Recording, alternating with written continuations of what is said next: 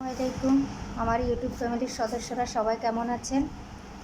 আজকে আমি এই যে আলু ভাজা করলাম, সাথে পরোটা ঘরে বানিয়েছি।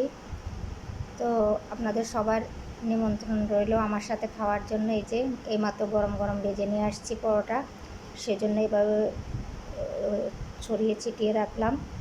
এই যে পরোটা আর এই যে আলু ভাজি। তো আমার পরোটা, বিশেষ করে আমার পরোটাটা কেমন হয়েছে কমেন্ট করে জানাবেন।